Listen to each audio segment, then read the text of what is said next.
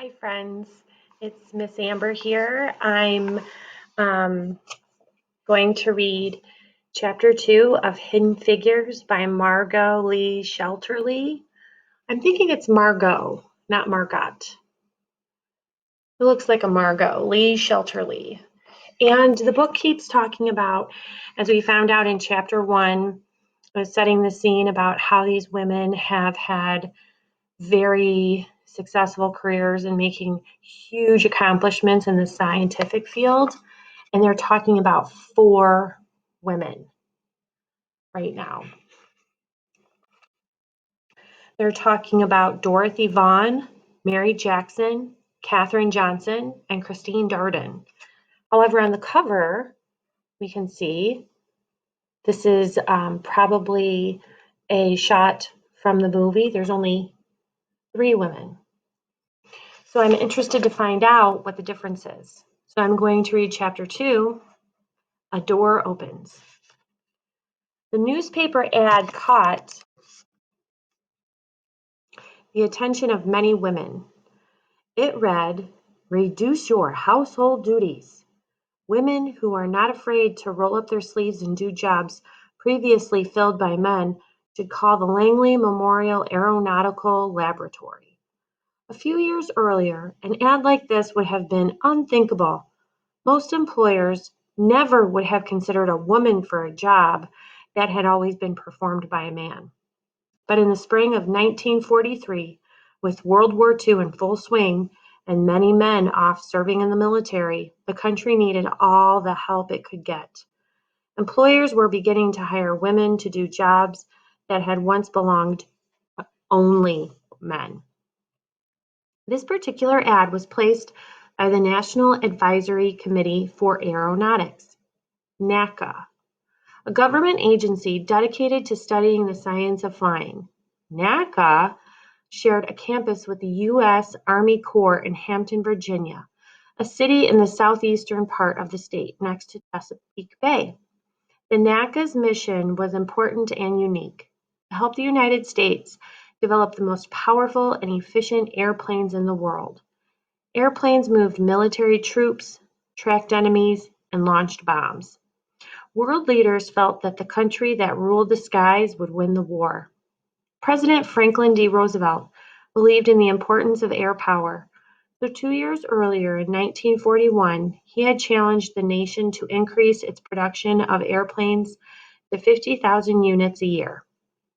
At that time, the industry had manufactured only 3,000 planes a year. The NACA and private industry were up for the challenge. By 1943, the American aircraft industry was the largest, most productive, and most sophisticated in the world, making 3 times more planes than the Germans, who were fighting on the other side of the war. Victory through air power. Before manufacturers built the airplanes, the designs were developed, tested, and refined at the Langley Memorial Aeronautical Laboratory, which was where the NACA had first begun its operations in 1917. The engineers created wind tunnels to simulate or imitate different conditions a plane could encounter when flying. This helped the engineers to test airplane parts as well as a whole aircraft, examining them for any problems like air disturbance and uneven wing geometry. After that testing, pilots flew the planes, trying to assess how the machines handled in the air. Did the aircraft roll unexpectedly? Did it stall? Was it hard to guide or maneuver? Making small changes to the design added up to a difference in performance. Even tiny improvements in speed and efficiency, multiplied over millions of pilot miles, added to a difference that could tip the balance of war. People working at Langley knew that they were doing their part to win the war. "Victory through air power," said Henry Reed, the engineer in charge of the Langley Laboratory, and the workers took their mission to heart. Wanted female mathematicians. Each of the engineers at the Langley Memorial Aeronautical Laboratory required the support of a number of other workers, craftsmen to build the airplane models, mechanics to maintain the test tunnels, and number crunchers to process the data that was collected during the tests.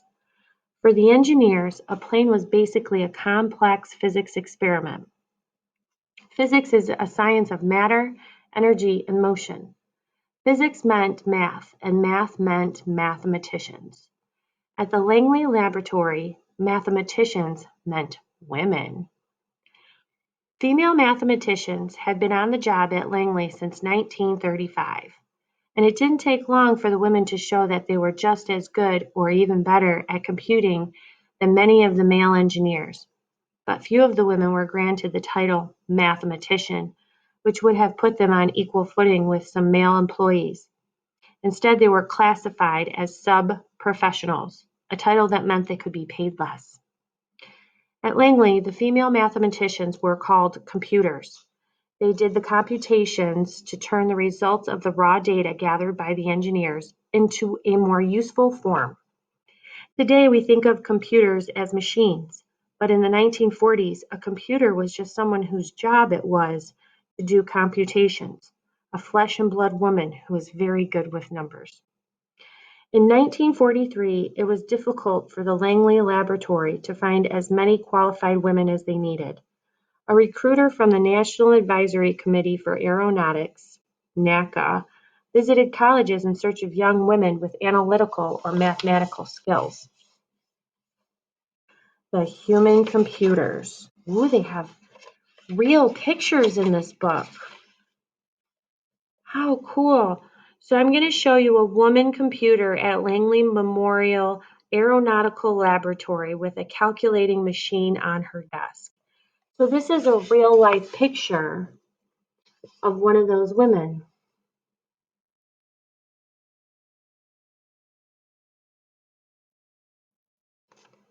See the machine? It looks a little different than what we use today. The human computers. When the managers couldn't satisfy the demand with only white employees, the government decided to hire African Americans. A civil rights leader named A. Philip Randolph encouraged President Roosevelt to sign an executive order, a law that ordered the desegregation of the federal government and defense industry and created the Fair Employment Practices Committee. This executive order opened up new and exciting opportunities for African Americans, allowing them to work side by side with white people during the war. The federal government also helped create special training classes at Black colleges where people could learn the skills they would need to be successful in the war jobs. Black newspapers, like the Norfolk Journal and Guide, published articles telling their readers to apply for these new job openings, and there were many applicants. The applications were not supposed to consider race. A recent law had done away with the requirement that the application must include a photo, but it wasn't hard for employers to figure out which job candidates were Black. African Americans did not have access to white colleges and universities, so Black applicants came from Black colleges such as West Virginia State University, Howard University, Hampton Institute, and Arkansas Agricultural, Mechanical, and Normal College. Many of the African American candidates had years of teaching experience as well as math and science degrees. Once hired, the Black mathematicians were assigned to a separate workspace in the warehouse building on the west side of the Langley campus. The East area computers were all white. The West area computers were all Black, except for the supervisor and her assistant, who were white women. They had always been African American employees at Langley, but they had worked as janitors, cafeteria workers, mechanics, assistants, and groundskeepers. Hiring Black mathematicians, that was something new. For the most part, the engineers welcomed extra hands, even if those hands were Black. The Langley Laboratory was operating around the clock to test airplanes to be flown by American soldiers in the war. Everyone had a job to do.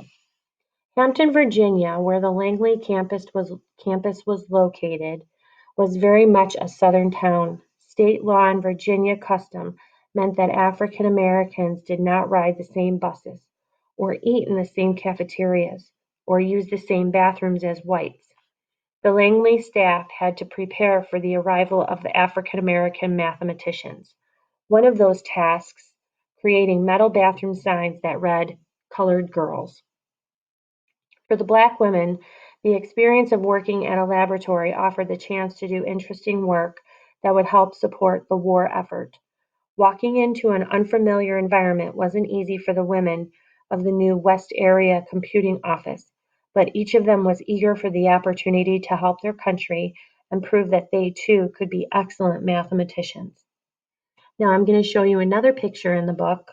The employees of the Langley Memorial Aeronautical Laboratory assemble for a visit from the Secretary of the Navy in 1943.